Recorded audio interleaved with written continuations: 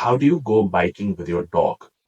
Now, this is something that has been a big part of London life for me because once I moved here, I realized that a lot of people like to carry their dogs with them while they're cycling. It could be to work or if they're commuting. And I just found that very, very funny. But also, it's a very practical mode of transport for people in big cities. I'm someone who's grown up with three dogs. That was a lot, but yes. And I really enjoyed my time with them. And something I would have loved to do if I had the opportunity was to go biking with them. So I did some research. I wrote an article on my blog and I wanted to talk about that today. So, how do you go biking with your dogs? Firstly, there are about four ways that you could do it, right? The first one is you could carry the dog in a backpack. Of course, might not be a good fit if your dog is not very small, but for the smaller dogs, that's generally a good idea. The second way is you can carry the dogs in a little basket, right? That could go up front. Again, for small to medium sized dogs, that's a great fit. If it's a bigger dog, not really. And then the other thing is you could buy a little trailer that you could hitch to the back of your bike and you could put your dog in that and you could carry them along in that. That's the third way. And then the fourth way is you could just have them ride alongside you. Now, of course, this is not practical if you're riding on the roads or if on city roads, but if you're going off-roading, let's say, or if you're going on a trail where there's just foot traffic or cyclists around, a great way to do it would be to just train your dog to run alongside your bike or put them on a leash with your bike. There's a specific type of leash that you can use as well for this. So I'll talk you through all that. I have my article right here and I'll just make sure that as I read through it, that I don't miss anything and I tell you guys exactly what the right information is. So the first thing though that I want to make sure is evident is that not all dogs would be a good fit for doing this, for riding alongside on a bike, right?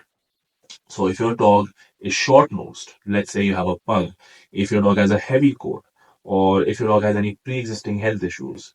And lastly, if your dog is a puppy, if your dog is younger than 18 months old, you definitely do not want to have them running alongside you. Because with puppies, especially, it's going to damage their bones. Their bones aren't hard enough to deal with the impact of running very, very vigorously. And so you want to protect that.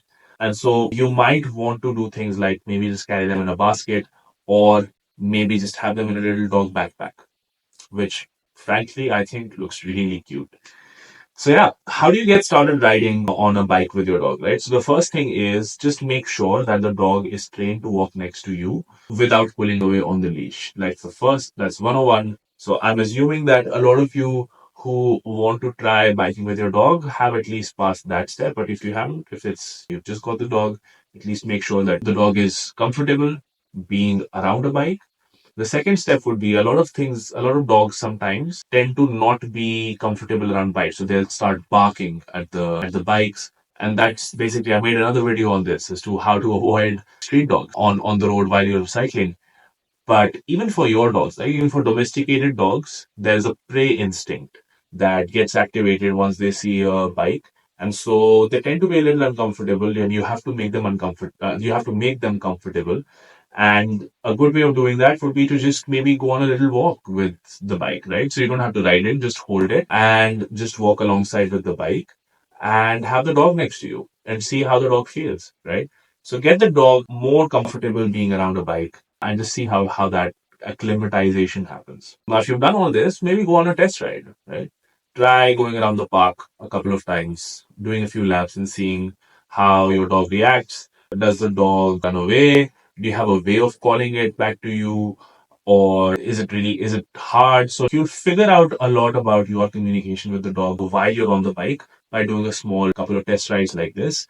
And again, every dog is different, right? Every dog has a different personality. And so it's going to take a little bit of testing for you to really understand what's the best way to communicate with your dog while you're on the bike.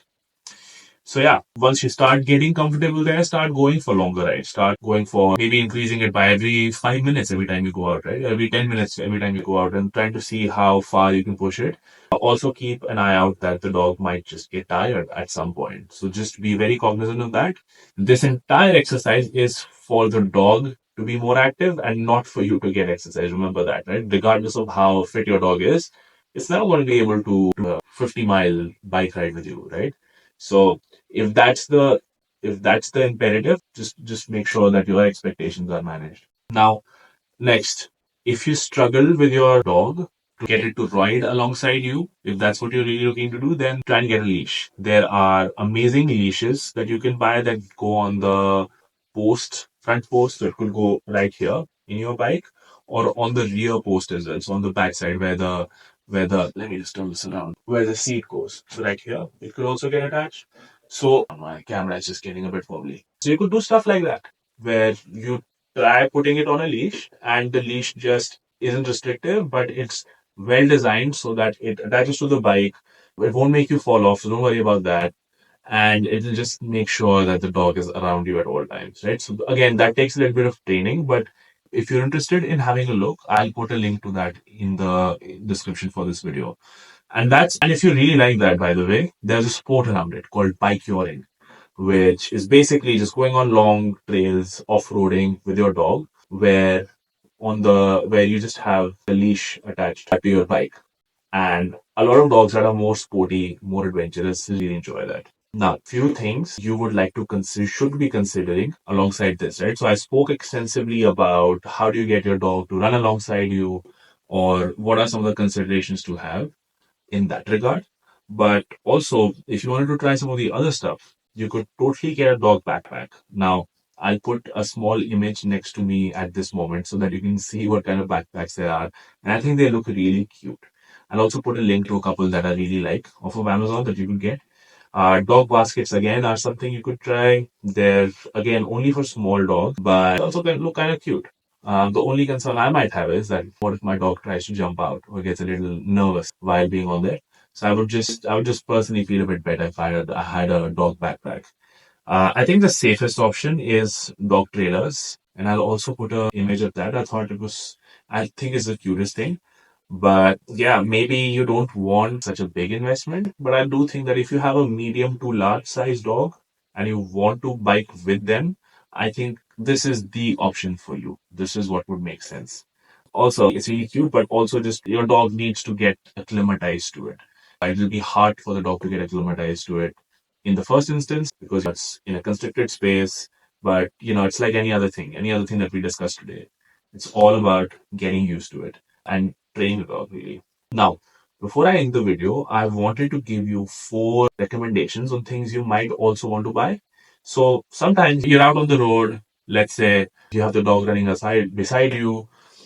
You want to be a little bit careful about what if the dog wanders away, what if you lose touch. If that is a concern for you, a dog GPS tracker might help. I'll put a recommendation for that as well, along with this video in the description. And if there is a danger, by the way, of the dogs getting hurt, their paws hurt, if they are running beside you. And so debris, stones, shrapnel, anything might hurt. And so if that's something you're particularly worried about, I would say try and get dog boots. There is a thing as dog boots. And so I'll put a recommendation to that as well.